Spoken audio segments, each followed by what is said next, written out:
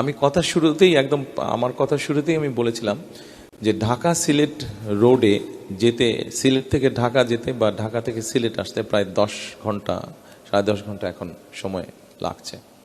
আপনি চিন্তা করেন, আপনি সিলেটের বিভিন্ন জায়গা থেকে যদি আপনি শাক সবজি নিয়ে একটা ট্রাককে ঢাকায় পাঠান, এটা যদি 4 থেকে 5 ঘন্টার মধ্যে পৌঁছে যেতে পারতো, রাস্তাটা যদি স্মুথ থাকতো, ভালো থাকতো, তাহলে ওই লোকটার তেল খরচ কম হতো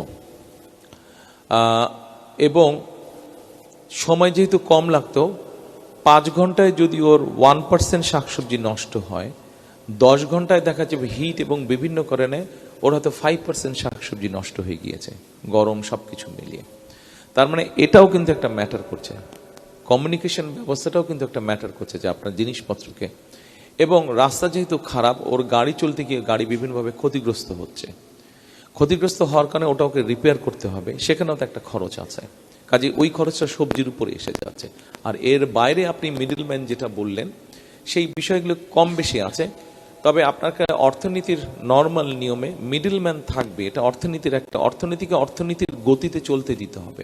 কিন্তু এখানে যদি কেউ অসৎ উদ্দেশ্যে কোনো কাজ করে, সেটা আপনাকে ধরতে হবে, কিন্তু মিডলম্যান থাকবেই।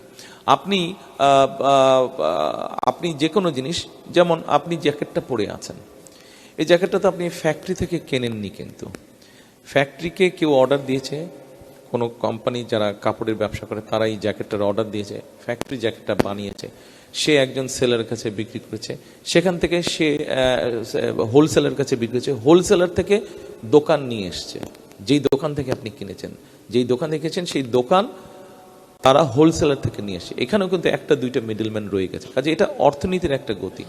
কৃষক সবসময় সরাসরিভাবে ফসল সাধারণত মাঠে বিক্রি করে না।